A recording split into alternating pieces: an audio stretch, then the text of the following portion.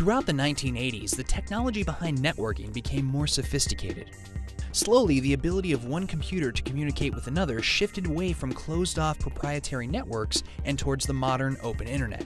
Of course, the introduction of the internet changed business and culture the world over. Like everything else, gaming adapted to the new opportunities as well. Early experiments into a single shared game space like Mud and Neverwinter Nights had proven that thousands of people around the world wanted to play together. In 1995, Meridian 59 brought this philosophy into the open internet. Since anybody could access the internet, and the internet was rapidly being adopted globally, the style that Meridian kicked off had limitless potential to expand. As it happened, the massively multiplayer online genre would reach unparalleled heights by a team that had never worked with multiplayer before.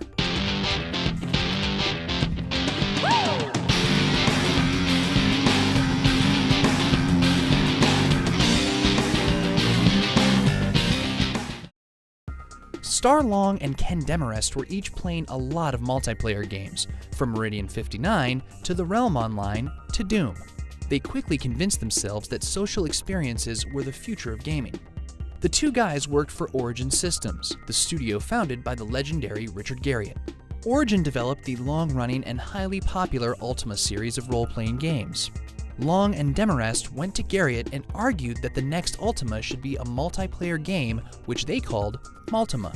Garriott eventually got on board the idea, realizing that Ultima games had always tried to create a living, breathing world with thousands of characters anyway. In the Multima project, those characters would now be real people playing together from around the world. But Origin wasn't independently owned anymore, and even Garriott would need to get permission from his bosses at Electronic Arts. The EA executives were skeptical, to say the least.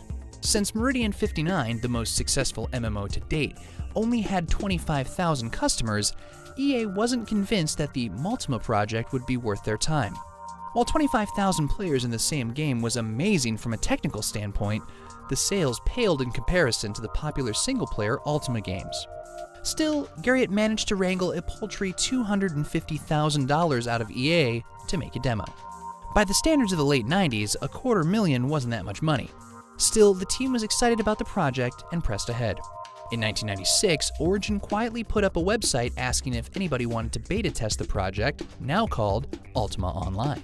Since the MMO user base was pretty small, Origin and EA only expected a few hundred testers, or maybe a few thousand if they were lucky.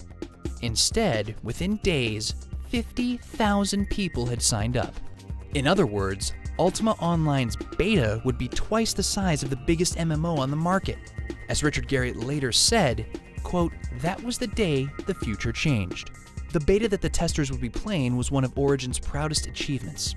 The world was huge and in many ways was the closest they'd ever gotten to realizing Garriott's original vision of another world. To really drive home the realism of the game, Origin spent a lot of their time and money on something no other game had ever attempted at this scale: a dynamic ecosystem. In other words, wolves ate sheep and dragons ate wolves. If too many sheep died, the wolves would travel farther than usual looking for food and might attack people. If too many wolves died, then the dragons would come out of their caves and look for human food, and so forth. The developers couldn't wait to see how people reacted, and so they didn't tell gamers about the feature. They wanted them to discover it for themselves. But as would become common for MMOs, players' actions utterly flabbergasted the developers. When the beta went live in 1996, the testers killed everything: sheep, wolves, and dragons alike. So fast that the ecosystem literally ceased to exist before the simulation could even start. In practically no time at all, there were no sheep, wolves, or dragons anywhere. Players who started the beta even a few days late had no idea that they were even part of the game. Crestfallen, Origin was forced to remove the ambitious and expensive feature from the game and replace it with a more traditional respawn system. None of the players complained because literally none of them even knew the feature was there in the first place. It was the first in a long line of surprises that awaited the Ultima Online development team. It turned out that putting a lot of people together created a number of different subcultures and playstyles, many of which were completely out of line with what the game makers intended. The worst of these was player killing. Like Lucasfilm Games' Habitat, Ultima Online allowed players to kill one another and steal their hard-earned equipment. There were absolutely no limits on this at first, so a high-level player could demolish low-level players at will. This quickly spiraled out of control and became a turnoff for newcomers. Eventually, a separate server was set up that disabled player killing and became the default location for new players. It was all part of UO's free-form, make-your-own-fun style. There were no directed quests or specific objectives to achieve. Players were just given an open world where they could do whatever they felt like. And while some people might have liked more structure and direction, in the end, Ultima Online attracted a staggering 250,000 players, 10 times as large as Meridian 59. The massive success of the massively multiplayer game took the world by surprise, and the media coverage around it brought the genre as a whole into the mainstream. And of course, the game ended up hugely profitable for EA. While developers across North America and Europe took notice, Ultima Online's best student came from a country that was only just getting online: South Korea. While home computers were not common in Korea, internet cafes were booming. These cafes put a bunch of people together in the same room, all with computers. Not surprisingly, heavily social games soon became very popular in internet cafes around the country. Korean-made MMOs like Nexus Kingdom of the Winds quickly took off. But even with all that in mind, 1998's Lineage from local developer NCSoft was totally unexpected. Despite being made by Koreans for Koreans, Lineage chose to use medieval Europe as its setting. Gameplay-wise, it was considerably simpler than Ultima Online, which also made it more accessible. On top of this, it strongly encouraged group play. One of its signature features was sieging a castle, which could only be done with a large group of friends. In an internet cafe setting, this was incredibly powerful. If one person needed help, he could ask his friend sitting right next to him. Soon enough, they'd all be playing, and they'd all be hooked. And it spread from one cafe to the next. As later MMOs would learn, popularity in this genre was an exponential thing. Nexus Kingdom of the Winds was popular in Korea, but Lineage became dramatically bigger and sold phenomenal numbers that blew everything else out of the water. At its peak, having spread throughout Asia and into the US, Lineage topped 3 million players. This was absolutely astonishing, so much so that many Western publishers simply thought that NCSoft must be lying about their numbers. It hurt that Lineage never gained a large following in the West, and its US servers were eventually shut down.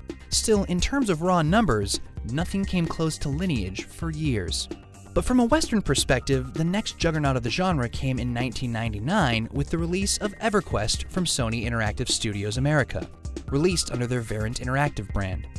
On the surface of it, EverQuest seemed just like any other MMORPG.